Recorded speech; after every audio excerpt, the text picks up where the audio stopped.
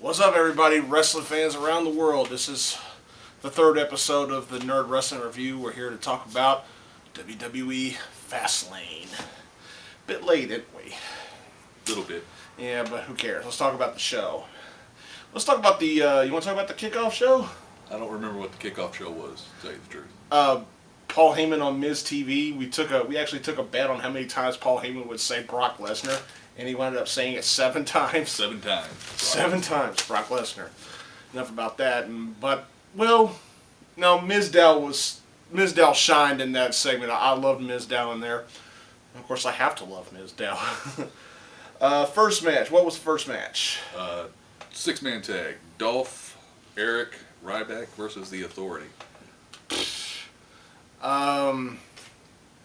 Typical 6-man tag that was below average with a shitty finish. Of all people to get the pinfall victory, it had to be Kane. Same crap you can see on Monday Night Raw or Thursday Night SmackDown. I don't want to waste too much time on that. The only thing that saved this match was the return of Randy Orton, and that's kind of in itself. But it's good to see Orton back again. Yeah. Stardust versus Goldust. What do you think? Well, I thought that was something that could have had a bit more build-up, and that was something that should have waited until WrestleMania, and the end result was inconclusive. They didn't resolve anything. It's a match against brother, and it was a short match and weak finish. I agree. I don't really consider this an actual match. I mean, I felt like this was more or less just more storytelling leading up to the real match that we should get at WrestleMania 31. The finish was abrupt. The finish was sloppy, and it kind of felt like a botch, but they decided, fuck it, let's go with it. Not really a great match. But I do love that Cody is feeding off the fans chanting Cody, Cody, and he's acting all pissed off about it like it's getting to him. I like that. He's running with this. All right, next. Usos versus Kid and Cesaro. Oh,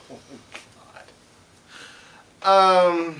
I'm just glad Kid and Cesaro won. I mean, the WWE has took a tag team in the Usos that I have really liked, but they have just, the way they've been booked here lately, I just don't care anymore. I mean, and clearly the two superior performers ended up winning this match, but it seems like now they're probably going to end up shoehorning the wives into this angle, which is not really necessary, but it was a decent match, and the right guys won, in my opinion.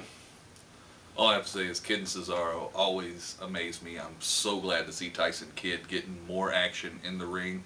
The only thing I wish was before they won those titles, Kid and Cesaro actually getting a tag team name instead of Kid and Cesaro. Yeah, wasn't there was like on like a main event or a Superstars where they called themselves the Masters of the WWE Universe. Well, that's better than Kid and Cesaro. Yeah, being from Eternia, North Carolina, I appreciate that. Yes, very greatly. Not a bad match though. No. Next. The Divas match. Paige versus Nikki. Fuck this match. I don't care. That was one of the worst matches ever. I'm serious.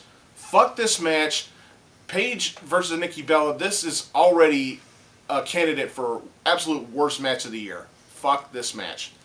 Dean Ambrose versus Wade Barrett. I like that they're giving Dean Ambrose a spotlight. I kind of liked the ending of the match. I didn't like the finish of the match, but I like what happened after the match. Ambrose is like, I didn't beat him. Fuck it, I'm gonna take the belt anyway. I love that. It fits with Ambrose's character. Yeah, I agree with that. I want to see Dean Ambrose stealing more stuff. Steal John Cena's hats or some shit. Yeah. Again, it's one of those matches I wish they would have pushed off and let Bad News Barrett just keep telling Dean Ambrose no up until WrestleMania. That was a WrestleMania worthy match. Not the match that we saw, no, but the two competitors together for the Intercontinental Championship, definitely. But I'm so glad that Dean Ambrose did decide to steal the title. Who knows where this could lead to? I mean, Yeah. if this is leading to this should lead to an awesome Intercontinental title match. But as of right now, there are reports saying that we're going to have a four-way with Ziggler, Ambrose, Barrett, and R-Truth, which I'm okay with that, but Only if it's elimination style. yeah, it has to be elimination style. That's the only way that's going to be good. I like the build. I like the character development for Dean Ambrose, but this match was just bleh. Yeah. And next up is my man Rusev versus John Cena. Now, the thing to start out with this, when this match started, everybody at the pay-per-view that night, as soon as the competitors started coming out, everyone got up and went to go do something else because no one was wanting to see this. No one wanted to see what we thought was going to happen. Which we were so glad, so happy my man Rusev pulled it out and made John Cena pass out and kept his title, kept his undefeated streak, and unfortunately, it looks like we're going to get Rusev Cena 2 at WrestleMania, which I don't want. I want them to go back to the original plan of Ryback versus Rusev, because Cena versus Rusev, if Cena beats Rusev, that's going to be like watching a millionaire win the lottery. We don't need that. No, we don't. It's like, I always thought if somebody needs to break Rusev's streak, it has to be somebody who could use a push like that. And I think of anybody on that roster, Ryback, it would definitely be believable. Ryback has the tools. He has the look. He has the crowd behind him. Cena doesn't. And I find it funny that you said what you said at the beginning. You're like, no, he's not talking about the people in the crowd. He's talking about the people at his house where we were watching this. Everybody was getting up, make phone calls, go get a drink, go take a piss, something like that when John Cena started coming out. Because we had better things to do than to watch John Cena. But when we finally got back in and started watching this match, this honestly felt like a pay-per-view worthy match. The rest of the show didn't mean shit. And that Memphis crowd fucking sucked. They were dead quiet, sitting on their hands, doing nothing throughout this entire show until these last two matches. But then again, it's not like the card was anything to get excited about. No. I Rusev pulled it off. He got him just a little bit amped up for the main event, which the main event, I felt, it went really well. It was the match of the night, and that's the way a main event should be. Again, it wasn't a title match because, hell, you can't have a title match when you got a part-time champion.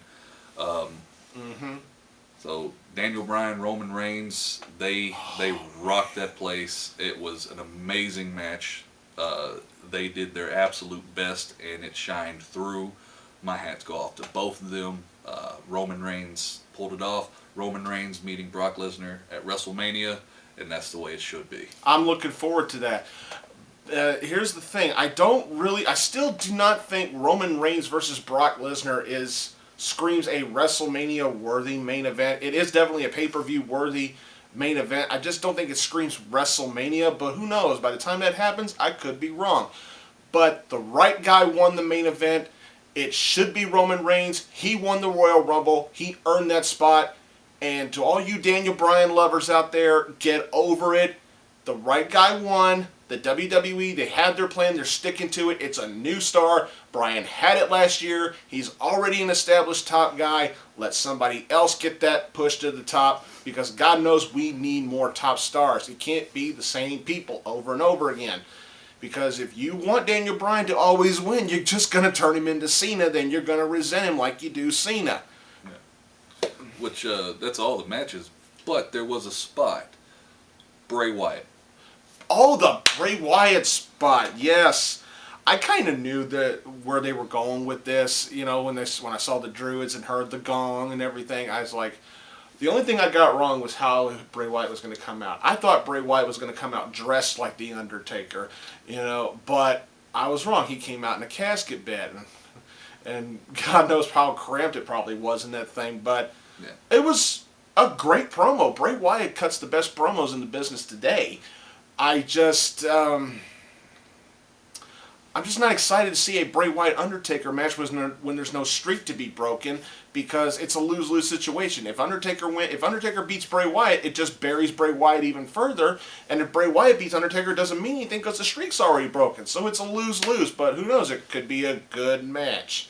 Oh, there was also Triple H and Sting. I don't know what to say about that. I don't care.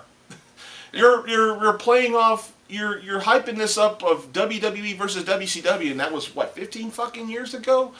WCW's dead, folks. It's been dead. Yeah, do I miss it? Absolutely. But I'm just thankful they finally got a hold of Sting.